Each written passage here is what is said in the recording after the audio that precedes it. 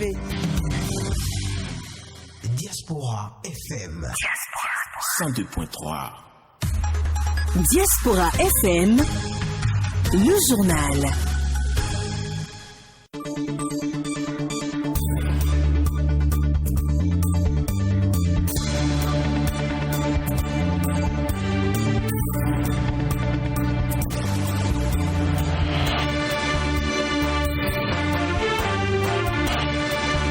Mardi 14 septembre, c'est l'heure de la grande édition du journal Parler. Mesdames et messieurs, bonsoir, voici le sommaire.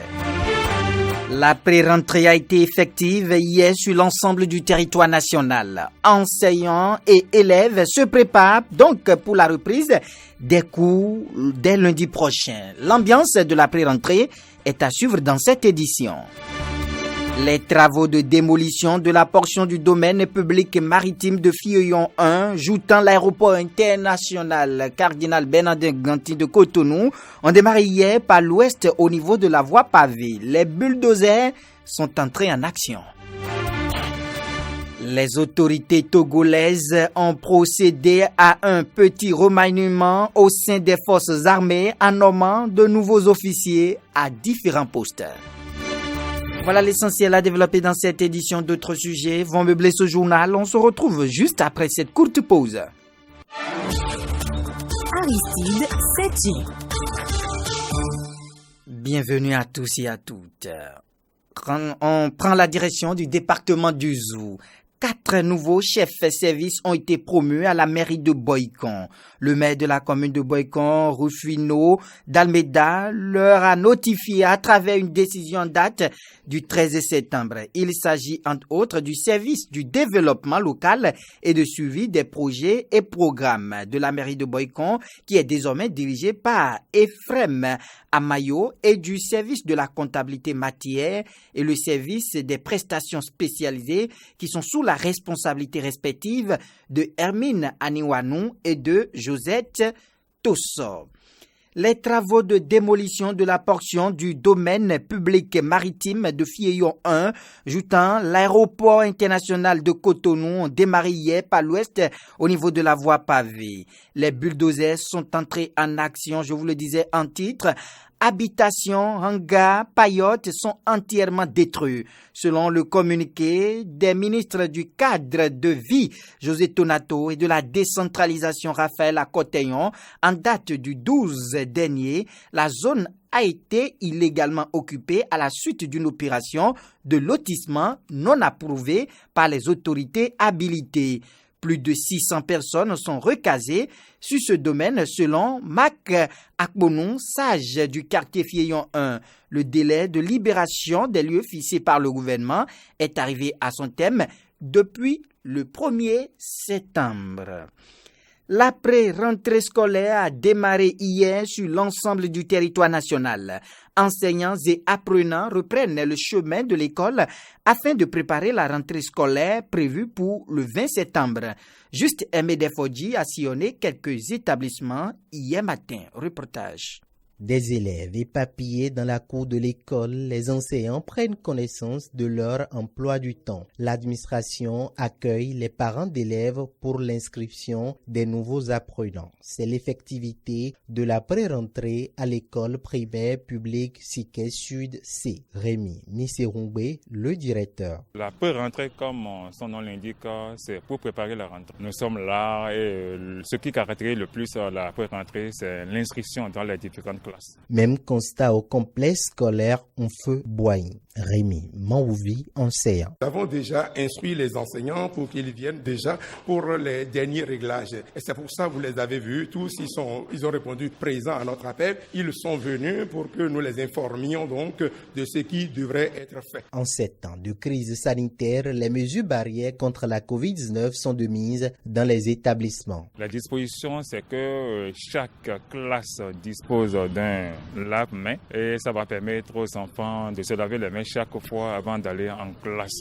Nous avons demandé à ce que les enfants, dès le lundi, aient des cache-nez. Nous avons même instruit les enseignants pour que chaque enfant ait au minimum 2 masques, un dans le sac et un toujours collé à leur truc là. Si ce n'est que pour s'exprimer, ils pourront faire descendre légèrement et s'exprimer. Cette pré-rentrée annonce les couleurs de la rentrée académique 2021-2022 prévue pour le 20 septembre prochain.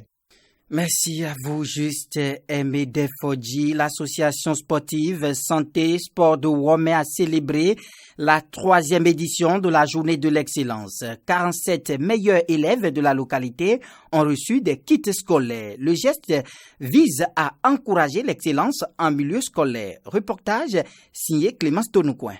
Célébrer l'excellence est devenu pour l'association sportive Santé Sport de Womé une tradition. Pour une 3e fois, l'association récompense les meilleurs élèves de sa zone d'intervention. L'initiative prend en compte les écoliers et élèves de la classe de CP en terminale. Le choix de cette cible n'est pas anodin. Geoffroy Goulomé, président de l'association sportive Santé Sport de Womé. Pour des enfants, la journée de l'excellence a un souvenir majeur. Les enfants, nous avons choisi d'accompagner les enfants en milieu scolaire, que les enfants constituent pour nous la relève de demain. Un enfant bien instruit, bien éduqué à la maison constitue pour nous un trésor. Voilà pourquoi nous avons mis notre choix sur les enfants à l'école. Les récipiendaires, par la voix de leur porte-parole, n'ont pas manqué de témoigner leur gratitude aux donateurs. Cornelia Biaou. Nous sommes très heureux de faire partie des 47 lauréats de cette 3e édition de la Journée de l'excellence qu'organise l'association sportive Sport Santé de Womé. C'est le moment pour nous de remercier le président de la dite association, tout son staff et les membres. Que Dieu vous bénisse abondamment. Nous vous promettons de faire un bon usage des kits scolaires que nous recevrons et d'obtenir de meilleurs résultats encore et encore. Soyez-en rassurés. Les mots nous manquent pour exprimer notre gratitude à votre endroit. Mais nous vous disons juste merci. Merci infiniment. Merci. Le maire de la commune d'Abomey-Calavi, représenté par le conseiller Obed Couton, a invité les récipiendaires à maintenir le cap. Si les enfants doivent passer une année scolaire couronnée de succès, cela relève aussi de la responsabilité des parents. Les dispositions à prendre par les parents, dans ce cas, sont énumérées ici par Claude Tingbe Azalou. Les parents doivent nécessairement veiller d'abord à la préparation psychologique de l'apprenant, parce qu'il faut une préparation psychologique et donc petit à petit il faut que les parents commencent à rappeler aux enfants que la rentrée va démarrer, et cette préparation psychologique ne prend pas une préparation organisationnelle, donc ils doivent aider l'apprenant à organiser son emploi du temps, et donc chaque jour il faudrait que l'apprenant puisse savoir ce qu'il doit faire. De telle heure à telle heure il a cours, de telle heure à telle heure il doit déjeuner, de telle heure à telle heure il doit dormir, de telle heure à telle heure il doit prier, et donc tout doit être calculé à la minute, et je dis bien à la minute, et le parent doit faire cet exercice avec l'apprenant, et tout en considérant tout ce que l'apprenant aime comme distraction, parce que il faudrait que pendant l'année scolaire l'apprenant puisse avoir quelques petits instants pour pouvoir se divertir, parce que la meilleure manière pour le cerveau de se reposer, c'est de vaquer un peu à d'autres petites occupations. Et donc les parents doivent jouer ce rôle et jouer également le rôle de préparateur financier. On n'est pas sans savoir qu'une rentrée, il faut beaucoup d'argent, il faut des matériels. Le parent doit préparer tout ce qui est fourniture scolaire, tout ce qui est frais d'inscription, frais de ci, frais de ça et tout. Au niveau des apprenants, il faudrait qu'ils soient réellement assidus, qu'ils doivent suivre le programme et l'emploi du temps établi par le parent et lui-même, puisque l'emploi du temps doit être établi par les deux de concert. L'apprenant doit réellement prendre l'engagement de respecter cet emploi du temps et de bien suivre les cours afin de réussir aux examens qu'il doit passer à la fin de l'année, à la fin de chaque semestre ou trimestre. Depuis le 2 décembre 2019, la Direction générale des impôts DGI a lancé la phase de généralisation de la réforme sur les factures normalisées avec pour appel à l'utilisation obligatoire des machines électroniques certifiées de facturation. Que comprendre alors par facture normalisée et quels sont ses avantages? Élément de réponse dans ce reportage réalisé par Mori Anouagwa. Ce que c'est que la facture normalisée, je n'en sais rien de ça. J'entends parler de facture normalisée, mais je ne connais pas. J'entends seulement, mais je ne connais pas. La facture normalisée n'est pas connue de tous. C'est quoi alors une facture normalisée? Docteur Franciscain Agbaza, spécialiste de comptabilité, contrôle et audit, nous en parle.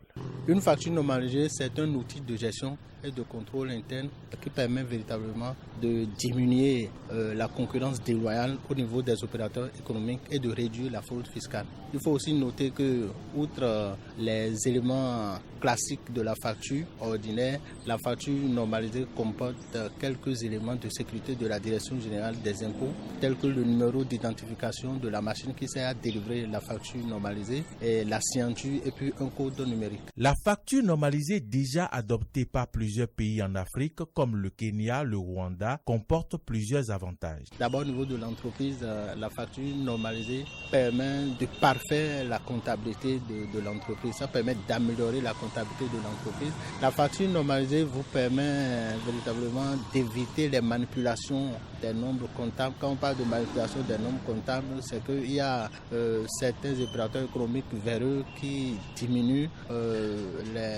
l'assiette d'impôt, c'est-à-dire par exemple le chiffre d'affaires de l'entreprise afin d'amoindrir l'impôt qu'il faut payer à l'État. Donc la facture normalisée permet véritablement d'éviter ça. La facture normalisée au niveau de l'entreprise, ça permet de réduire la présence des inspecteurs des impôts au niveau des entreprises. Vous voyez? Donc il y a autant d'avantages pour la facture normalisée. Comme autre avantage, en exigeant une facture normalisée, le consommateur s'assure ainsi que la TVA collectée par l'entreprise est effectivement reversée au trésor public. Ça permet à l'État de suivre les entreprises, de les contrôler pour éviter véritablement les dérapages. La facture normalisée, ça permet la justice et l'équité fiscale au niveau de notre pays. Il est à noter que la facture normalisée n'est pas réservée à une catégorie d'entreprises. Elle est à la disposition de tout le monde. Merci à vous, Mori Anouagwa, un fonctionnaire de la police républicaine dans les mailles de la justice pour abus de fonction et blanchiment de capitaux. Selon le quotidien Le Potentiel, le mis en cause occupe le poste de comptable au centre de santé de la police républicaine. À l'éclatement de l'affaire, le salaire de cet agent de la police républicaine a été suspendu. Et ce, depuis près de 6 mois. Ce n'était pas tout. Il a aussi, d'après le recoupement, passé 60 jours d'arrêt de rigueur, rapporte le média. La même source précise que le mandat de dépôt a été décerné par le procureur spécial de la Cour de répression des infractions économiques et du terrorisme Criette. Le policier, comme c'est de lui qu'il s'agit bien entendu, a été présenté au procureur après une garde à vue passée à la brigade économique et financière BEF. Les nouvelles africaines et internationales. Au Nigeria, dans le nord-ouest, les autorités de l'État de Zamfara ont annoncé la libération de plus de 70 enfants qui avaient été kidnappés début septembre dans leur école de Kaya. Depuis 2 semaines, l'armée nigériane est engagée dans une vaste opération militaire visant à démanteler les camps des groupes armés implantés dans la région.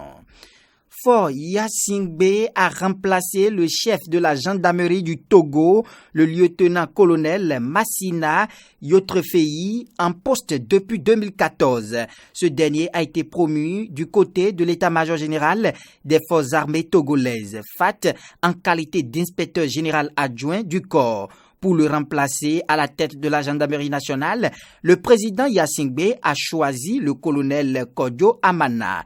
Il a été nommé lundi 13 septembre et assurera désormais le bon fonctionnement et l'efficacité de ce corps de l'armée. Selon ici Lomé, le colonel Amana est également l'actuel commandant de la force spéciale anti-Covid-19 devenue Groupe MIS. En Guinée, l'ONU souhaite un retour des civils au pouvoir dans un délai raisonnable. En visite de travail à Conakry, le représentant spécial du secrétaire général des Nations Unies en Afrique de l'Ouest et au Sahel a souhaité que les civils reviennent au pouvoir dans un délai raisonnable en Guinée. Il s'est toutefois réservé de donner un délai indiquant que c'est aux Guinéens de décider de cette transition qui sera accompagnée par son organisation et ses partenaires de l'Union africaine et de la CEDEAO.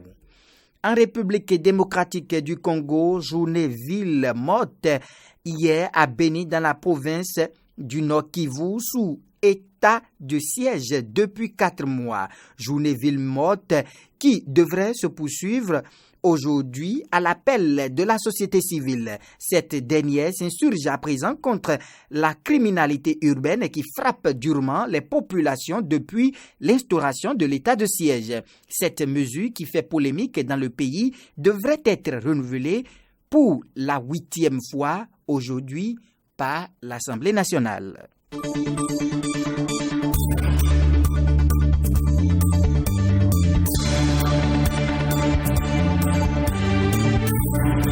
Fin de cette édition, merci de l'avoir suivi. Mise en onde Jiraoungsa, chef d'édition Dokas Awangan, présentation Aristide Setti.